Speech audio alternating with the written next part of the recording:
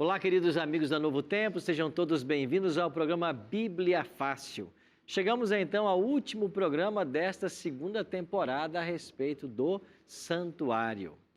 E você, que tem nos acompanhado ao longo de todas essas semanas, hoje nós vamos ter o último tema, o 13º tema, mas ainda dá tempo de você pedir este DVD para você. Santuário, o Caminho de Deus, é um presente da Novo Tempo para você. Você pode agora mandar uma mensagem para o nosso WhatsApp. É isso mesmo, você pode pedir esse DVD pelo WhatsApp. O número é 12981001425. Basta dizer assim, quero o DVD Santuário. Você vai receber um link onde você vai colocar os seus dados postais e nós vamos mandar então para a sua casa este DVD. Se você estiver navegando aí na internet e quiser já pedir pela internet, você também pode. Basta acessar o site novotempo.com/Bíblia Fácil. Ali você vai ver esta arte, esta imagem, clica nela, preenche os seus dados postais e vamos enviar para a sua casa. Se você preferir, você pode ligar para Novo Tempo em horário comercial no telefone 12 21 27 3121. Esse é o telefone da Escola Bíblica. E você fala direto com os nossos atendentes, faz ali um cadastro rapidinho e nós vamos mandar para a sua casa, tá bem? Agradecendo sempre aos anjos da esperança, porque é graças a você que nós podemos distribuir estudos como este. E você sabe que nós aqui na Novo Tempo enviamos por dia cerca de 930 estudos da Bíblia. Isso mesmo, quase 1000 estudos todos os dias saem daqui da Novo Tempo para todo o Brasil. Por isso, obrigado a você que é anjo da esperança. Nós estamos aqui com os nossos convidados para o último tema desta segunda temporada. Santuário de Deus. Esse é o último tema que vamos estudar. Todos nós já estamos com nossas Bíblias e agora queremos convidar você a fazer uma oração pedindo a bênção de Deus para o estudo desse livro. É importante que você saiba que esse livro é a boca de Deus nos falando. Então, a gente nunca deveria abrir esse livro sem antes fazer uma oração, pedindo a iluminação de Deus para compreender o que aqui foi revelado. Vamos orar? Nosso Pai de amor, muito obrigado por estarmos reunidos mais uma vez com os nossos amigos para aprendermos mais da Tua Palavra. Que o Teu bom e Santo Espírito esteja conosco e que nós possamos entender as verdades que hoje o Senhor deseja nos ensinar. É a nossa oração, em nome e por amor de Jesus. Amém. Pois bem, queridos amigos que vieram aí de São Paulo, Pernambuco, Espírito Santo, também do Paraná, estamos no nosso último programa. E o tema que hoje vamos fechar a nossa série de estudos, Santuário de Deus. Êxodo 25:8 foi um verso-chave para nós ao longo de todas estas semanas. É uma ordem de Deus a Moisés, foi uma ordem de Deus a Moisés. E me farão um santuário para que eu possa habitar no meio deles. Interessante que quando você olha para o santuário, em todos os seus detalhes, sabe o que você descobre? Que vários detalhes do santuário já estavam presentes no Jardim do Éden. Porque, de fato, o Jardim do Éden foi o primeiro santuário de Deus com o seu povo. Ali Deus veio morar com Adão e Eva. Gênesis diz que na viração do dia, ou seja, ao pôr do sol, todos os dias, Deus vinha para visitar Adão e Eva. Então, o Jardim do Éden foi o primeiro santuário de Deus na terra. Mas nós conhecemos a história do pecado. O homem se afastou de Deus, foi expulso do jardim, mas Deus não deixou que o homem ficasse lá fora sozinho. Então Deus vai morar com o homem e por isso ele pediu que o santuário fosse construído. A Bíblia nos informa que o povo de Israel trouxe tudo o que foi necessário para que eles construíssem um santuário. E o povo estava tão desejoso de que uma casa fosse preparada para Deus, que Moisés teve que pedir o povo para parar de trazer as coisas, parar de trazer as ofertas, parar de trazer o ouro, a prata, parar de trazer a pele dos animais, os tecidos, porque já tinham suficiente. Isso mostra a generosidade do povo e o desejo de ver uma casa para Deus. Então foi construído, lá perto do Sinai, o que nós chamamos de tabernáculo ou templo mosaico. E nós tentamos aqui nos nossos estudos da Novo Tempo reproduzir um pouquinho do que era. Havia um pátio com uma pia com água, altar de holocausto, havia uma tenda, essa tenda estava dividida em 2 compartimentos e haviam ali os móveis. Então, quando esse santuário foi montado, houve um dia que ele foi inaugurado. E então a nuvem pousou sobre o tabernáculo. E a glória de Deus foi vista então na Arca da Aliança ou sobre a Arca da Aliança. Deus com isso manifestou a sua presença, a Shekinah. E a partir daí, a religião de Israel estava centralizada nesse tabernáculo no deserto. Tanto é que as tribos estavam divididas nos 4 lados do santuário. 3 tribos ao norte, 3 ao sul, 3 ao leste, 3 ao oeste e o santuário no centro. Haviam também 3 famílias, de levitas que eram responsáveis pela montagem e desmontagem do santuário. Essas 3 famílias ficavam responsáveis por carregar os tecidos, as madeiras, os móveis. E toda vez que o santuário mudava, essas famílias levitas desmontavam, caminhavam e armavam. Você se lembra que eu li aqui um texto que quando a nuvem que acompanhava o povo começava a se mover, era hora de levantar acampamento. Quando a nuvem parava, o povo parava e acampava. E assim foi por 40 anos, desde o Egito até Canaã. O povo poderia ter chegado muito mais rápido, mas por causa das suas rebeliões, dos seus pecados, é que a jornada foi se tornando cada vez mais longa. Mas depois de 40 anos, caminhando no deserto, as tribos acampadas ao redor, e em Números 2 você tem aqui a posição das tribos, eles chegaram então aqui, na terra prometida. Aqui nós temos uma foto do sítio arqueológico de Siló. Siló tornou-se a primeira capital do povo de Deus. E foi aí, em Siló, que esta tenda móvel que Moisés construiu foi finalmente fixada de forma definitiva. E então nós temos o período então dos juízes. Depois veio a monarquia. O primeiro rei foi Saul, o segundo foi Davi. E Davi, um dia passeando no seu palácio, pensou assim: eu que sou um pecador, moro numa casa tão esplêndida, tão bela. E Deus está lá no tabernáculo em Siló. Está lá numa velha tenda em Siló. Vou fazer uma casa para Deus. Você conhece a história, né? Deus não permitiu que ele fizesse, mas que seu filho fizesse, Salomão. Só que Davi reuniu em vida todos os recursos para que o templo fosse construído. E quando Salomão chega ao trono, é ele quem vai construir o que nós chamamos Templo de Salomão. Então o templo foi construído e quando ele foi inaugurado, e Salomão está ali orando pela inauguração do templo, está lá em 1 Reis capítulo 6, o que acontece com a glória que estava lá em Siló? Ela vem e pousa sobre o templo de Salomão. E a Arca da Aliança que estava lá em Siló foi trazida para o templo de Salomão.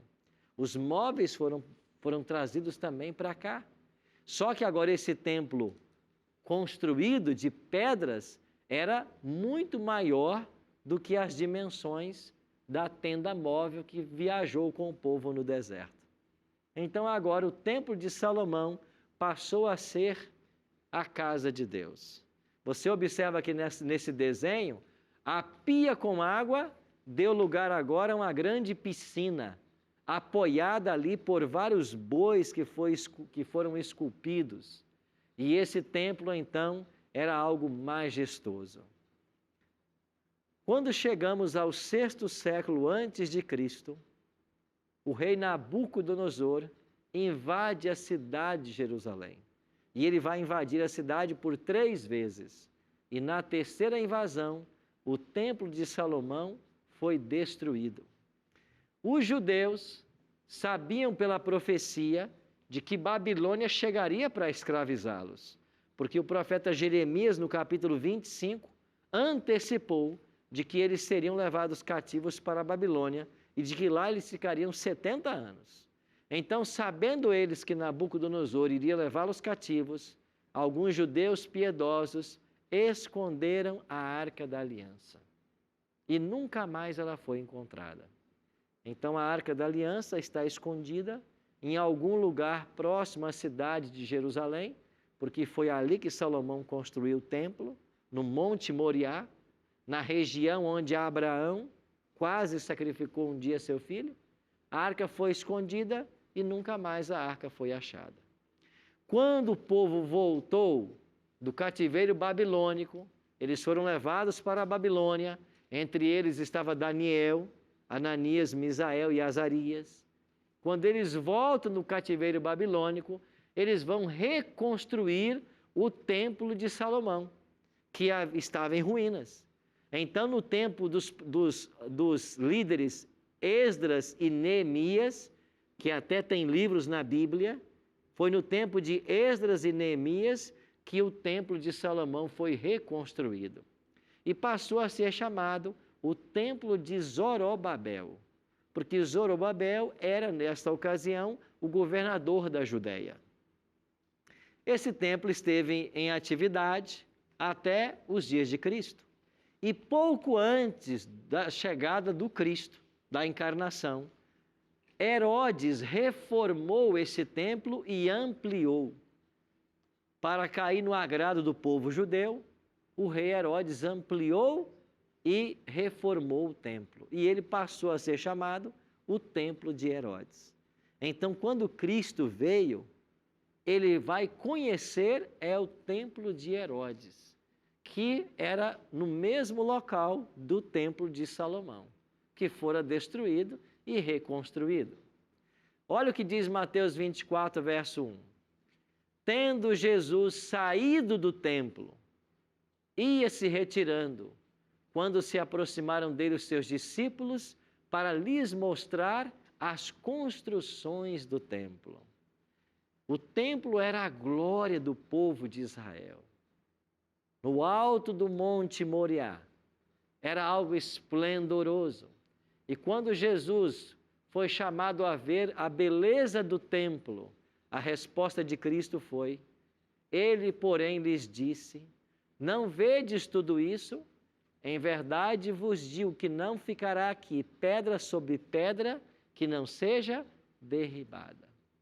E Jesus então aqui profetizou de que o templo seria destruído. Passaram-se mais ou menos 40 anos para que essa profecia se cumprisse. E ela se cumpriu.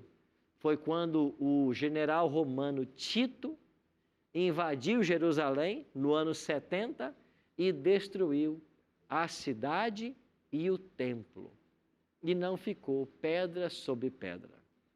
Quem vai hoje a Jerusalém e visita ali o Muro das Lamentações, visita aquilo que sobrou da região onde estava o templo. E nós entendemos que esse Muro das Lamentações é um muro que segura uma planície, que serve de arrimo para uma planície, aonde estava o templo que Salomão construiu e depois passou por algumas reformas. Templo esse que Jesus conheceu. Então os judeus vão ali no Muro das Lamentações para fazerem suas orações, para orarem a Deus e, sobretudo, é um lamento, porque o templo que era o centro da nação não mais existe. Essa é a história do templo. Fica então agora uma pergunta: se nós não temos mais um templo na terra, se não existe mais um templo, uma tenda, aonde Deus habita hoje? Essa é a pergunta que nós queremos responder. Mas antes, Miriel, É essa pergunta mesmo que eu ia fazer, porque hoje em dia existe muita contradição. Pessoas que falam que a igreja é o templo e aí colocam aquele prédio como sendo santificado, e já pessoas que já falam que o templo somos nós e que nós temos que guardar por causa da presença do Espírito Santo. Era isso mesmo que eu queria saber. excelente. Então, onde está o templo de Deus hoje? Onde Deus mora? Vamos ver 3 textos que o apóstolo Paulo escreveu. E esses textos nos respondem essa pergunta. Primeiro texto, 1 Coríntios capítulo 3, versos 16 e 17. Paulo escreveu assim: não sabeis que sois santuário de Deus e que o Espírito de Deus habita em vós? Se alguém destruir o santuário de Deus, Deus o destruirá, porque o santuário de Deus que sois vós é o quê? Sagrado. Então, aonde Deus habita hoje? No nosso corpo. Então, Paulo agora, é ele quem desenvolve essa teologia. Paulo pega o conceito de templo, o conceito de habitação de Deus, para explicar que nós somos o templo de Deus. E que hoje o Espírito Santo faz morada em nós. Você está lembrado que depois que Jesus foi assunto aos céus, ele enviou o Espírito? Você está lembrado que Jesus falou assim: convém-vos que eu vá, porque quando eu for eu vou enviar o Espírito, e ele estará convosco e em vós. Cristo estava limitado fisicamente. Se ele estivesse numa região com Pedro e Tiago, ele não podia estar em outra com Filipe e André. Mas o Espírito não. O Espírito estará em vós. E a partir do Pentecostes, quando o Espírito Santo foi dado, o Espírito agora passa a habitar no ser humano, no nosso corpo. Aí vem Paulo e diz assim: o Espírito, o templo de Deus que sois vós é sagrado. E se alguém, olha a advertência, destruir esse templo, Deus o destruirá. Com isso, nós aprendemos o seguinte: se o nosso corpo é templo do Espírito Santo, qualquer coisa que você faça para prejudicar esse corpo é pecado. Qualquer coisa. Até coisas boas, mas se você fizer em excesso, torna-se pecado. Exemplo: comer é uma coisa boa. Todos nós precisamos nos alimentar. Comer em excesso, glutonaria, é pecado. E por que a glutonaria é pecado? Porque prejudica o corpo. Trabalhar é coisa boa. Deus criou o trabalho. Deus nos criou para atividades. A Bíblia ensina que o homem tem que trabalhar e do trabalho tirar o seu sustento. Ninguém deve ser pesado a ninguém. Ou seja, ninguém deve viver às custas de ninguém. A Bíblia até é radical em dizer: quem não trabalhe, que não coma. Agora, e quem trabalha em excesso e prejudica a saúde pelo excesso de trabalho? É pecado. Então, tudo que eu faço que traz prejuízo à minha saúde, à luz desse livro, é pecado. Por quê? Porque se eu faço algo que destrói o meu corpo, Deus me destruirá. Porque esse corpo, de fato, não me pertence. Ana? Quer dizer que se a gente faz uma cirurgia plástica para ficar mais bonitinho e coisa e tal, é pecado? Se você vai trazer prejuízo ao corpo de alguma forma, é pecado. Se isso não traz prejuízo, não é pecado. E se for tipo tatuagem, assim, que eu vejo Por muitas que a gente pessoas... não usa essas coisas? Porque pode agredir o corpo. É um tipo de agressão. Então, tudo aquilo que agride o corpo, que não é natural, que não é normal, a gente tem que evitar, porque isso não vai ser bom. Então, olha o que Paulo continua dizendo. 1 Coríntios agora 6, 19 e 20. Acaso não sabeis que o vosso corpo é santuário do Espírito Santo, Olha aí de novo a palavra santuário.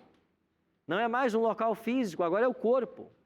Não é mais um local, uma construção, é o homem, é a mulher. O qual tendes da parte de Deus e que não sois de vós mesmos, porque fostes comprados por preço. Agora, pois, glorificai a Deus no vosso corpo. Como que eu posso dar glórias a Deus no meu corpo? Quando eu cuido bem dele. Porque alguém que é saudável, que tem uma boa saúde, ele dá glórias a Deus, é um testemunho do cuidado de Deus, da bênção de Deus. É uma pessoa que demonstra através da vida, da saúde, a glória do Senhor. Paulo tem mais um texto. Portanto, quer comais, quer bebais, ou façais outra coisa qualquer, fazei tudo o quê? Para a glória de Deus. 1 Coríntios 10, 31. Então, eu como e eu bebo para a honra ou para a desonra de Deus. Então, Paulo é quem estabelece uma teologia. O nosso corpo é o templo do Espírito Santo. E é aí que Deus habita. Agora, a Bíblia tem para nós leis de saúde. Se o corpo é templo do Espírito Santo, a Bíblia se preocupa em dar para nós leis de saúde para que o ser humano possa viver bem. A Bíblia está repleta dessas leis. Vamos ver alguns exemplos. Gênesis 1, 29. Aqui nós estamos no primeiro capítulo da Bíblia, após Deus haver criado o homem. Deus diz assim: e disse Deus ainda, eis que vos tenho dado todas as ervas verdes, ou todas as ervas que dão semente, e se acham na superfície de toda a terra, e todas as árvores em que há fruto e que dê semente. Isto vos será para mantimento. Então, quando Adão saiu das mãos de Deus, aqui estava a dieta do homem. Aqui estava o seu regime alimentar. De que ele vai se alimentar? Vai se alimentar das ervas que dão semente e das árvores que dão semente. Então, nós naturalmente fomos criados para ser vegetarianos. Comer apenas aquilo que Deus dispôs na natureza. Aqui fala sobre ervas e árvores em que dê semente e há fruto. O problema foi que o homem aprendeu a comer carne. Em algum momento, ele começou a experimentar. E isso foi intensificado após o dilúvio, porque o dilúvio acabou com toda a relva verde que havia. E o homem precisou comer carne enquanto a erva voltava a crescer. Deus, sabendo disso, estabeleceu uma lei orientando o povo sobre os tipos de animais que eles poderiam comer e não poderiam comer. Em Levítico capítulo 11, você vai encontrar essa lei de saúde. Mas a Bíblia fala de várias leis. Por exemplo, em Êxodo 21 e 22, você tem leis civis e leis de proteção para reger a nação de Israel. Em Levítico 1 a 4, você tem leis cerimoniais envolvendo sacrifícios e ofertas de animais específicos para o santuário. Em Levítico 11, você tem leis de saúde para a felicidade e bem-estar do ser humano. E em Êxodo 20, você tem a lei moral, conhecida como a lei dos 10 mandamentos. Então, há na Bíblia vários tipos de leis. Qual é o grande problema hoje de muitas igrejas? Elas colocam todas essas leis num pacote só e diz que essas leis foram abolidas. Então, quando você começa a ler alguma coisa do Antigo Testamento, alguns ensinam por aí, não, isso aí não tem mais validade. Isso é coisa do Antigo Testamento. O que importa hoje é o Novo Testamento. Já ouviu isso por aí? A palavra de Deus, ela é uma. Ela não muda, ela é eterna. E as leis que aí estão servem para o benefício do homem. E no capítulo 11 de Levítico está claro uma lei sobre os animais que você pode e não pode comer. há uma distinção entre animais limpos e animais imundos. Ana? Eu estava vendo aqui em 1 Timóteo 4, versículo 3, que ele fala que os alimentos foram liberados, né? Pode ler para a gente o texto. Pode ser? Uhum. Então tá. Diz assim, que proíbem o casamento e exigem abstinência de alimentos que Deus criou para serem recebidos, com ações de graças pelos fiéis e por quantos conhecem plenamente a verdade. Quem é que estava proibindo o casamento?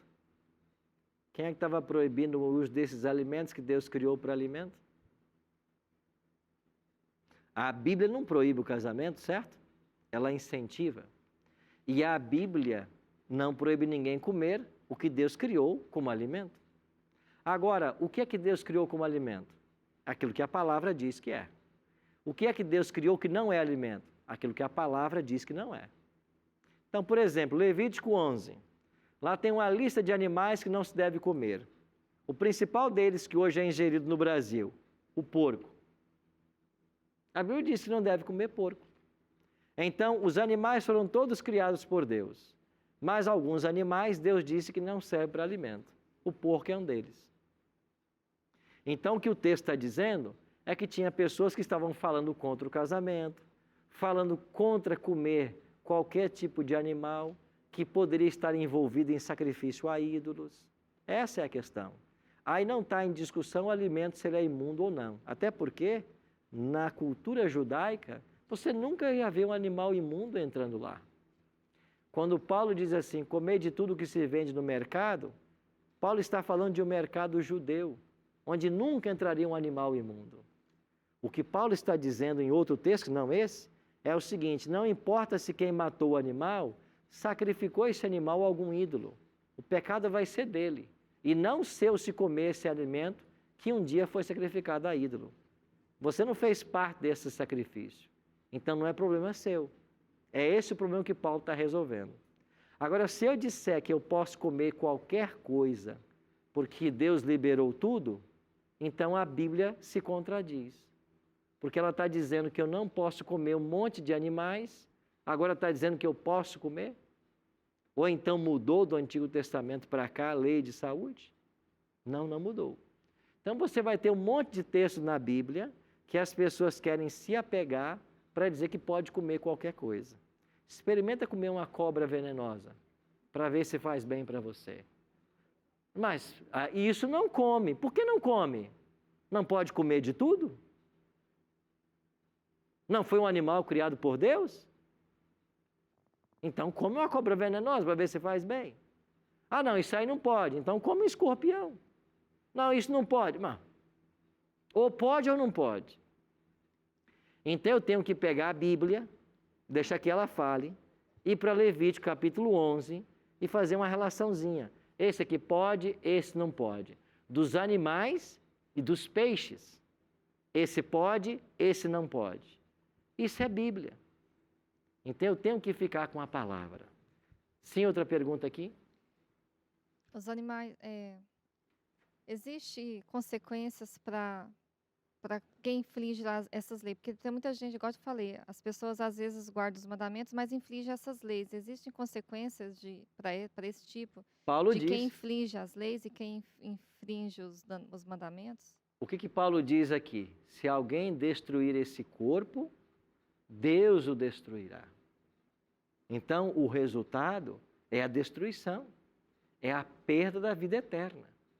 Então, cuidar do corpo é uma questão de salvação. Então, as leis de saúde que estão na Bíblia, elas estão aí para nos orientar a ter saúde, a cuidar bem do corpo que não é nosso, que é um templo para que Deus habite. Então, pela lógica, se eu infrinjo uma lei, já acabou. Claro. Se eu não pedir Não é isso que a perdão, gente não me aprendeu. arrepender e não mudar, não tiver uma transformação, já acabou. Sim. Não é isso que diz Tiago 2,10, que a gente leu aqui? Qualquer que guarda todos os mandamentos, mas tropeça em um ponto, se torna culpado de todos. Então é a totalidade. E isso só pode ser possível pela graça de Cristo. Agora quer ver um detalhe interessante? Nós vamos para o intervalo, mas quando voltarmos, eu vou ler para você um texto que vai mostrar que essa separação entre leis, essa separação entre animais limpos e imundos, não foi inventada por Moisés. Daqui a pouquinho eu volto e você vai entender o que eu estou falando. Não saia daí.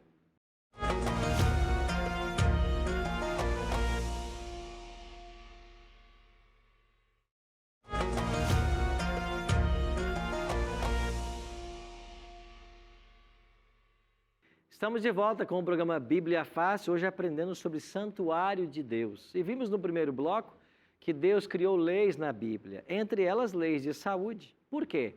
Porque Deus quer que eu e você tenhamos plena saúde.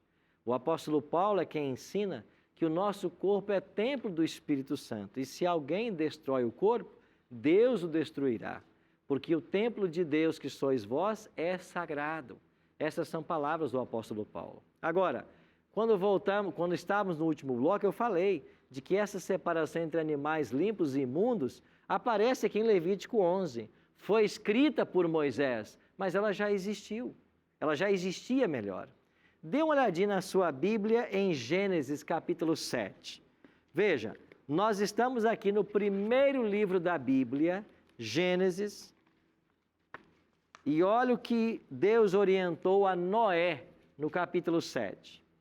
Disse o Senhor a Noé, Gênesis 7:1, entra na arca, tu e toda a tua casa, porque reconheço que tens sido justo diante de mim no meio desta geração.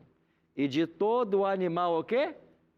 Limpo, levará consigo quanto? Macho e fêmea. E dos animais imundos? Um par, macho e fêmea. Mas espera aí. Nós estamos antes do dilúvio e já havia orientação de Deus para animal limpo e imundo? Isso mesmo. O que Moisés vai fazer lá na frente, ao escrever, é simplesmente colocar no pergaminho ou no papiro aquilo que o povo já sabia. Que há distinção para Deus entre animais que podem ser comidos e não podem ser comidos. Sim, minha amiga? Pastor, então é aí que entra aquela parte que o senhor fala que a lei não é para ser cumprir, a gente não consegue cumprir a lei, mas se nós mantermos o foco em Cristo, aí a gente passa a ter É Ele que nos dá poder para obedecer. justamente, porque aí essa lei se tornaria ineficaz, aquela parte que fala. Segura perto do microfone. Desculpa, aquela parte que fala que a lei antiga era ineficaz e tudo mais. Não, eu não sei o que você está se referindo, mas talvez você esteja se referindo às alianças, né? Isso. Antiga e nova aliança. Aí é outro assunto. Tá, Não é lei de saúde. entendi. Então, lei de saúde, ela sempre existiu. Noé conhecia que animal podia comer e não podia. Antes do dilúvio. Mas é Moisés que vai escrever Levítico 11 lá na frente. Você percebe que Deus nunca deixou seu povo sem orientação? Agora, se Deus, que é o nosso Criador, diz assim, esse você come e esse você não come. Ah, não, mas eu quero comer tudo. Então come. Agora arca com as consequências. Arca com os problemas de saúde que você pode ter e arca finalmente com a perdição que você vai alcançar. Por quê? Porque é tudo uma questão de obediência. Sim, amigo. Pastor, a nossa amiga ali, a Ana, ela fez uma pergunta e parece que nós não conseguimos, ela não conseguiu expressar tudo ali e a dúvida permanece para nós e eu penso que até para os nossos telespectadores. Segura bem perto da boca, assim. Para os nossos telespectadores também. Ela começou a ler ali em 1 Timóteo 4 e leu até o 3, né? Que proíbe o casamento e tal. Mas o quarto aqui, o versículo 4, ele fala assim, ó, pois tudo que Deus criou é bom e recebido com ação de graça, nada é recusável, porque pela palavra de Deus e pela oração é santificado. Ao que se parece aqui, tudo que a gente então fazer uma oração em agradecimento a Deus estaria santificado. Como seria para nós entendermos isso aqui em relação à lei de saúde e os animais impuro e puro? Ok. Certamente o que não está em jogo aqui é se um animal impuro, depois de uma oração, vai ficar puro. Isso não está em jogo, porque seria um contrassenso. Então, existem alguns textos da Bíblia que são mais difíceis de serem interpretados. Qual é o caminho? A gente interpreta os textos difíceis à luz dos textos mais fáceis. Então, se a Bíblia está dizendo que há uma lei que separa animais limpos e imundos, ela não vai contrariar isso lá na frente. O que Paulo está dizendo é que as pessoas que comiam carnes que se vendiam em mercados, que porventura estivesse lá dedicada a algum ídolo, e as pessoas achavam que elas também se contaminariam com esses ídolos por comerem dessas carnes ou por comprarem, eles não teriam problema com isso. Agora, Paulo não está discutindo se uma carne que era imunda depois de oração não vai mais ser, porque não existe isso. Não existe na Bíblia a capacidade de você orar e o porco que Deus criou como animal imundo, ele deixa de ser imundo agora. Porque se fosse assim, a pessoa podia comer qualquer tipo de animal, inclusive venenoso, bastava uma oração e ele não morreria. Então veja, não é isso que a Bíblia nos ensina. O que a palavra de Deus quer dizer é o seguinte: Deus criou todos os animais, mas alguns não são adequados para serem usados como alimentação. Pegue, por exemplo, o caso do porco. Ah, mas pastor, por quê? Outro dia alguém disse para mim, mas pastor, a carne de porco é tão gostosa, por que não pode? Não é questão de sabor. Qualquer médico vai dizer para você dos malefícios da carne suína. Qualquer médico sério. A ciência está aí para dizer os malefícios que tem a carne do porco. O verme da triquina que habita nele, que pode parar no cérebro da pessoa e matá-la. Eu tenho um irmão que tem problemas, de vez em quando surge algumas feridas no seu corpo. Toda vez que isso acontece, ele vai a um médico, a orientação é a mesma. Olha, suspenda qualquer carne suína. Por quê? Porque ela vai potencializar todas as substâncias nocivas que você tem no corpo. Ela vai potencializar. Então, Deus que criou você, Ele sabe o que serve para você. Agora, o triste é ver por aí, às vezes você encontra pessoas que querem discutir com Deus. Não, o Senhor criou o porco e está dizendo que não é para comer, mas eu quero comer porque é gostoso. Bom, você pode. Agora, você quer discutir com Deus? Você vai discutir com Deus? Você quer ver uma coisa? A Bíblia condena o uso de substâncias tóxicas. A Bíblia não vai falar em cigarro, porque nem existia cigarro no tempo da Bíblia, mas qual é o princípio aqui? Qualquer substância que faça mal ao seu corpo deve ser evitada. É por isso que a Bíblia não aprova ninguém que fuma, que usa drogas. Por quê? Porque isso prejudica o corpo. A Bíblia também fala que nós não devemos usar bebida alcoólica. Ela condena a bebida alcoólica. Ah, mas não, o vinho faz bem à saúde. Não faz. O que faz bem à saúde é o suco da uva. O vinho alcoólico, fermentado, não faz bem à saúde. Deus está condenando. Ah, não, mas eu quero usar. Bom, se você quer, você pode. Agora você vai discutir com Deus se faz bem ou se não faz? É Ele que está dizendo. Ele sabe os malefícios que isso pode causar ao ser humano. Então, Deus que criou você sabe como você funciona.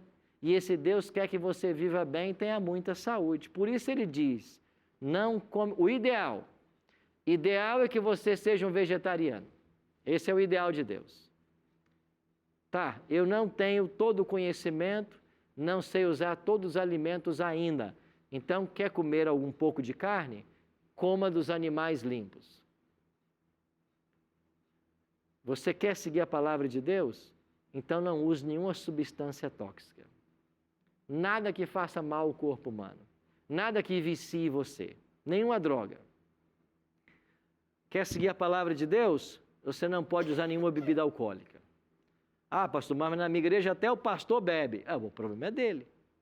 Até o meu líder religioso bebe. O problema é dele. A Bíblia condena. Estuda a Bíblia. A Bíblia condena. Agora, padrão para mim e para você não é ninguém. Padrão é Bíblia. Então, eu tenho que ficar com a palavra de Deus. E a palavra de Deus diz que não deve. Então, não adianta temar com Deus. Deus sabe o que é bom para mim e para você. Por isso, Paulo escreveu assim em Romanos 12. Rogo-vos, pois, irmãos, pelas misericórdias de Deus, que apresenteis o vosso corpo por sacrifício vivo, santo e agradável a Deus, que é o vosso culto racional. E não vos conformeis com este século, mas transformai-vos pela renovação da vossa mente, para que experimenteis qual seja a boa, agradável e perfeita vontade de Deus. O que Paulo está dizendo aqui nesse texto? Que nós devemos apresentar o nosso corpo como um sacrifício vivo. O que vem à sua mente? Altar de holocausto. O animal era colocado aqui, morto para ser queimado. Aí Paulo vem e diz assim: você agora pega o seu corpo e oferece como sacrifício, mas vivo. E o que é esse sacrifício vivo? Culto racional. O que é culto racional? É adorar a Deus em todas as capacidades da minha faculdade ou de minhas faculdades. Adorar a Deus com inteligência, com sabedoria, com lógica, com prudência.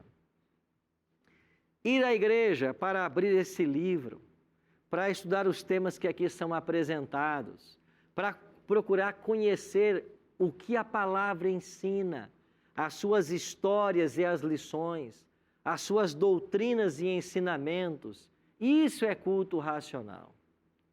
Agora, se a gente se reúne para fazer um culto e não há estudo da palavra, mas todo mundo começa a gritar, a começar a rodar, dançar, cair, falar num monte de língua que ninguém entende. Aonde está o culto racional que Paulo pede de nós? Não existe.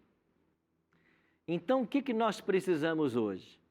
Ter uma mente, como diz Paulo, boa, agradável, uma mente que possa cumprir a vontade de Deus.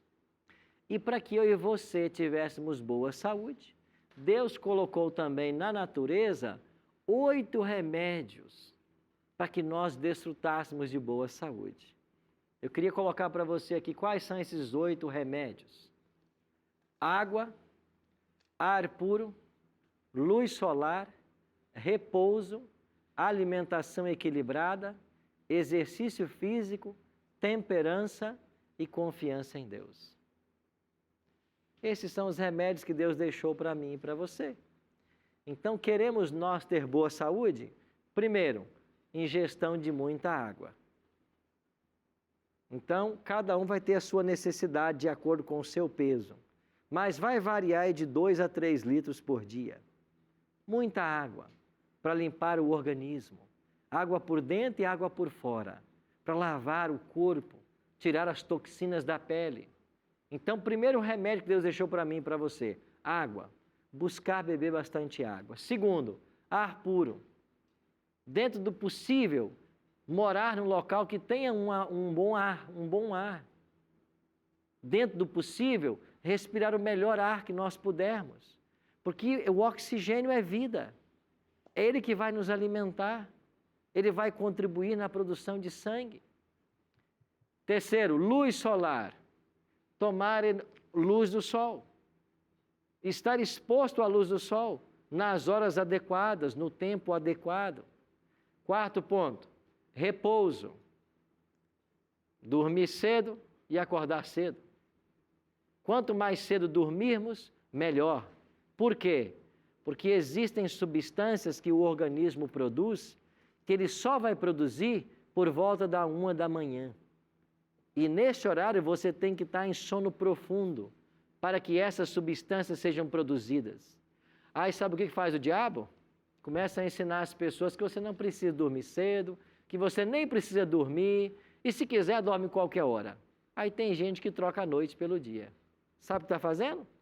Está tirando a saúde a cada dia. Porque Deus preparou a noite para o repouso. Quando tudo escurece, é Deus preparando um ambiente para que o ser humano durma, para que ele descanse, para que as células se renovem. Mas se você não respeita essa lei, você vai envelhecendo cada vez mais, estando mais susceptível a doenças. O que mais disse Deus? A alimentação equilibrada. buscarmos comer o mais natural possível, aquilo que Deus deixou orientado para nós. Queremos ter boa saúde?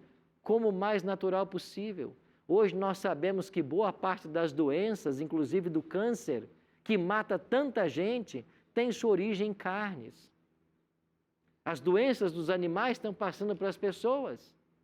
O excesso de hormônio que se injeta em certos animais estão passando para as crianças. O processo de puberdade está cada vez mais cedo, está acelerando tudo. Exercício físico. Todos nós temos que praticar exercício físico. Quem não tem um trabalho braçal, precisa praticar exercício físico. Temos que encontrar hora para fazer isso. Um exercício que seja agradável, porque ele também tem que trazer alegria, bom humor para a pessoa. O que mais precisamos? Temperança. O que é a temperança? A melhor definição que eu já encontrei de temperança é usar com moderação tudo o que é bom e abster-se completamente do que é mal. Isso é temperança. É bom, usa com moderação. É mal, se abstenha. Isso é temperança. E, finalmente, confiança em Deus. Confiar que, acima de tudo, nós temos um Deus que cuida de nós. Um Deus que zela por nós como um pai amoroso zela do filho. Um Deus que quer que você viva bem aqui na terra e receba a vida eterna. Quando Jesus diz assim, que quando nós o aceitamos, nós temos vida e vida em abundância, ele está dizendo de qualidade de vida aqui e ainda a vida eterna quando ele voltar. Então nós podemos ter qualidade de vida aqui. Nós devemos buscar ter boa saúde, bons relacionamentos, cuidar bem da nossa casa, da família, bastante amigos, estarmos rodeados de pessoas queridas, e isso é qualidade de vida. É isso que Deus quer para mim e para você. E se nós cuidarmos com esses remédios naturais, se nós fizermos a escolha certa, Deus vai nos abençoar, porque está em nossa mão o poder da escolha. Está em nossa mão tomar a decisão certa, ir na direção que Deus deseja para mim e para você.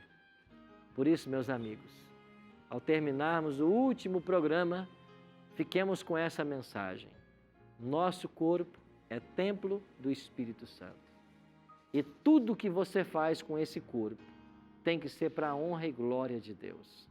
Então, se nós gozamos, ou lutamos, ou buscamos ter uma boa saúde, devemos fazê-lo para que o Espírito habite em nós. Nadson Portugal vai cantar para nós agora uma música chamada Sopro de Deus. E essa música, enquanto ela for cantada, eu queria que você soubesse que nós fomos criados por Deus e um dia voltaremos para as mãos dele. E o corpo que Deus nos deu foi comprado pelo precioso sangue de Jesus. Por isso, devemos cuidar muito bem dele, para sempre termos saúde. Saúde para servir ao Senhor, saúde para trabalhar, saúde para cuidar bem de nossa família, saúde para dar e vender, como se diz por aí. Esse é o sonho de Deus para mim e para você. E a maior parte das doenças que hoje a humanidade enfrenta são consequências do desrespeito às leis divinas. E por estarmos quebrando essas leis, essas orientações, é que muitas vezes adoecemos. Mas Deus quer que você tenha saúde. Deus quer que você tenha vida e tenha em abundância. Pensa nisso enquanto a gente ouve mais uma vez Nadson Portugal.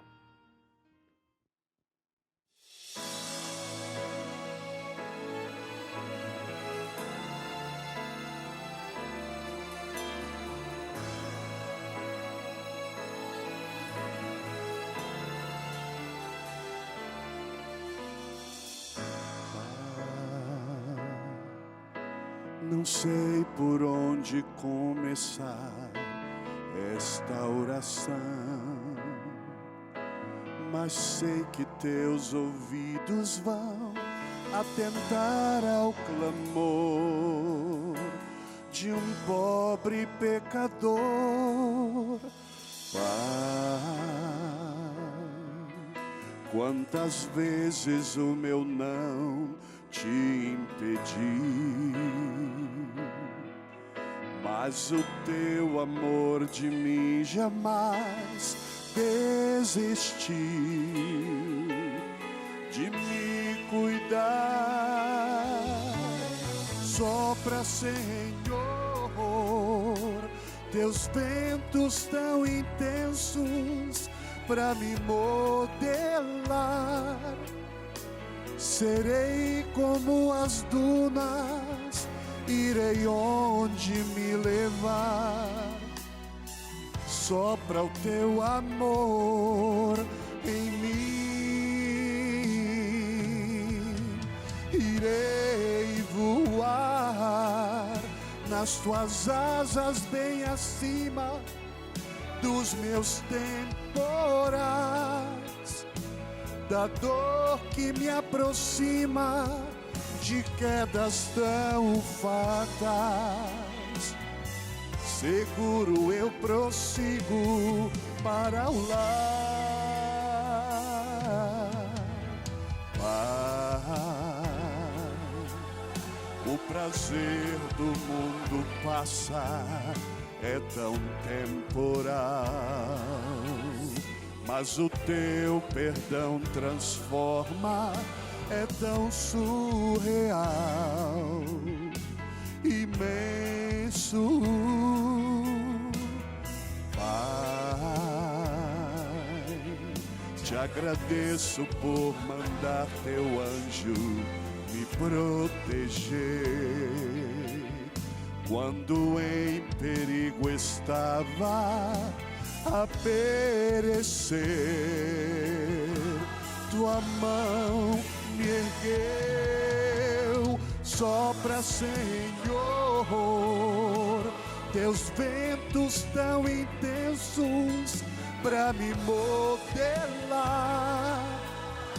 Serei como as dunas, irei onde me levar. Sopra o teu amor em mim, irei voar nas tuas asas bem acima dos meus temporais, da dor que me aproxima de quedas tão fatais. Seguro eu prossigo para o lar. Pai, oh, oh, oh, Pai, oh, oh, oh.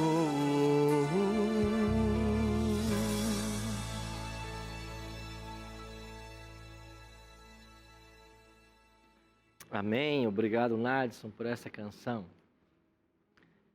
Meus queridos amigos e amigas, Deus quer o nosso bem. Ele nos ama. Por isso deu em seu livro orientações sobre todos os aspectos da vida. Porque Deus quer que você tenha saúde física, saúde mental, saúde emocional, saúde espiritual. Deus olha para o ser humano como um todo. Deus não considera você apenas um ser espiritual. Deus considera você um ser físico, mental, um ser emocional, social, porque Ele fez você assim, Ele nos fez assim. Deus nos fez para os relacionamentos. Deus nos fez para termos saúde, para vivermos a potencialidade de tudo que Ele nos deu. Por isso, quando você ouve as orientações desse livro, não é que Deus quer tirar o seu prazer, não é que Deus quer tirar alguma coisa que você acha que é boa. Não, Ele é o teu Criador, Ele sabe de tudo, Ele quer o seu bem. Agora, como eu mostrei há pouco, é o poder da escolha. Está em nossas mãos fazer a escolha certa. Está em nossas mãos seguir a orientação de Deus, porque Ele é o nosso Criador, ou então escolher seguir do jeito que eu quero. Eu e você temos a opção. Então, por isso eu quero convidar você a hoje colocar sua vida nas mãos do Senhor e a buscar forças para praticar o que esse livro ensina. Vamos orar por isso? Pai querido, obrigado pelas claras orientações da Tua Palavra de que nós somos o templo do Espírito Santo hoje. Queremos que o nosso templo seja saudável, seja limpo para a Tua habitação. Por isso suplicamos que o Senhor venha morar em nós e o Senhor nos capacite a andarmos nos Teus conselhos e a cumprirmos as Tuas leis. Só o Senhor pode nos ajudar. Perdoa-nos naquilo que temos falhado e nos ajuda a caminharmos segundo a Tua vontade. É a nossa oração em nome de Jesus. Amém. Muito obrigado a você que nos acompanhou até aqui. A você, a vocês que estiveram conosco nessa temporada, nosso muito obrigado. E semana que vem você vai conhecer os nossos novos convidados do Bíblia Fácil para a nossa terceira temporada do Santuário. Até lá, que Deus o abençoe.